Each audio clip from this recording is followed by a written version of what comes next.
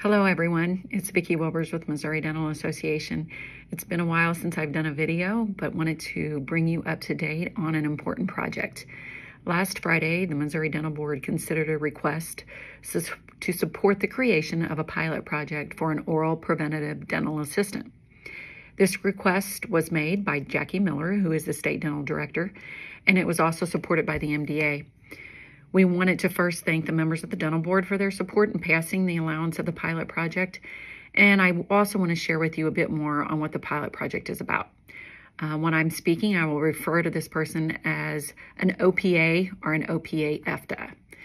I think really what's most important for everyone to understand about this pilot is that it is a pilot. And it will allow for OPAs to be trained and to only work within specific sites to provide supragingival scaling on healthy gingival or reversible gingivitis as diagnosed by a dentist. There is a tremendous amount of need, unmet dental need in Missouri, and the goal is to evaluate the OPA to expand the dental workforce, especially in underserved areas.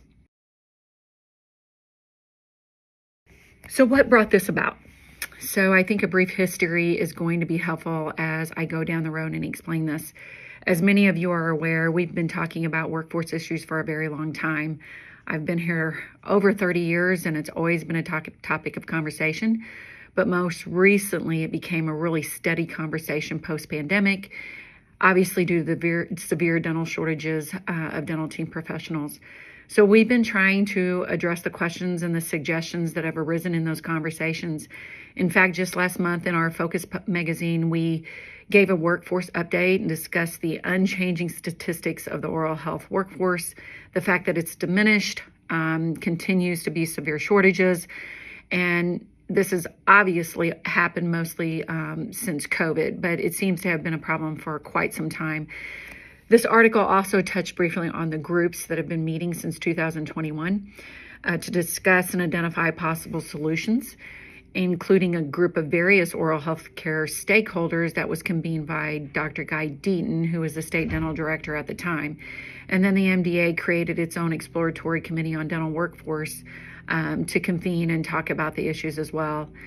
So I'm not going to go into all those reports or those surveys and the information that came out of that. There was a lot of surveys done. We conducted and submitted the findings and informed you of that information. But in summary, it still is that there's a critical workforce shortage and that it's not subsiding. So in the past 2 years, it seems with increasing frequency, I get calls and emails from dentists and members asking consistently, what is the MDA going to do with the shortage of dental team members?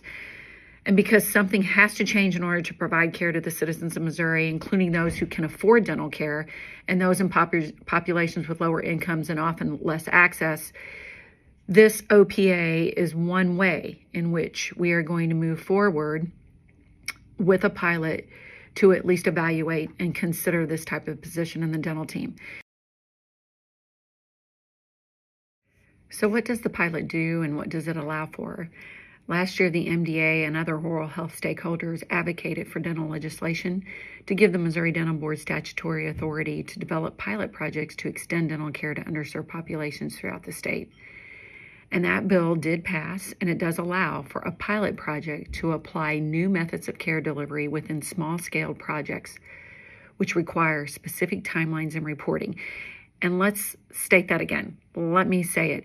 It is a pilot project that applies new methods of care delivery within small-scale projects, which requires specific timelines and reporting. Thus, the basis for the pilot project, which was agreed upon by the Missouri Dental Board April 14th.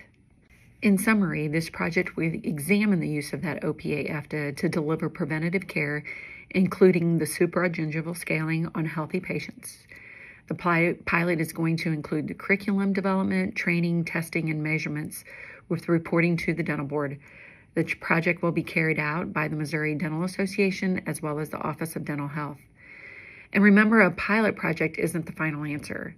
It's a trial effort to implement a new care method to underserved areas in a controlled manner to see if it improves access to quality care. and it occurs in specifically selected, limited settings and with specific measurements and reporting requirements to allow the decision makers, in this case the Missouri Dental Board, decide if it's a worthwhile project and needs to be improved or needs to be discarded. It should also be noted that the OPA-EFDA is not the only project related to dental workforce that is currently underway or being considered. In the recent Focus magazine, we reported on 2 others. One is the developing of a dental assistant pipeline for Missouri through high school career centers, and the other is another pilot project using telehealth with a dental team collaboration to provide care in nursing homes. So why the EFDA model of education and training? The pilot follows the expanded function dental assistant model because EFDA is a proven training model, having been successfully in place in Missouri since 1995. EFDAs are trained to provide specific reversible skill of dental treatment under direct supervision. Let me repeat that. That is under direct supervision. They provide safe, effective care and are especially critical in the continued dental workforce shortage. And EFDAs can increase productivity 15 to 20% because they allow dentists and hygienists to work at the top of their scope to provide more advanced care procedures. So what's next? There's the curriculum development, assistant and dental site selections, training of specified dental assistants and the dental site, reporting to the dental board specific metrics, and of course measuring the provision of providing oral health care, especially in these underserved areas. I want to state again, the decision by the dental board does not allow assistants across the board to provide supergingival scaling. This is a pilot.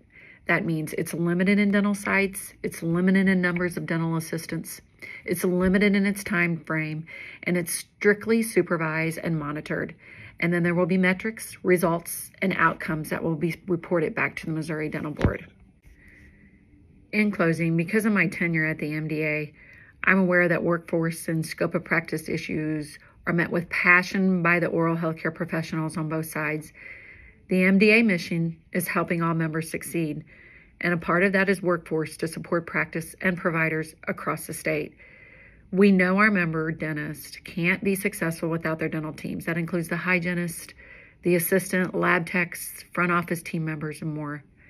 We believe now more than ever, it is integral to consider new methods, this being one of them. And we certainly are going to consider them while working to ensure safety and efficacy for the patient.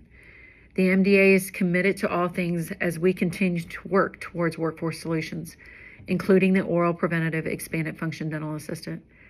I welcome your comments and your questions, and I will continue to update members on progress.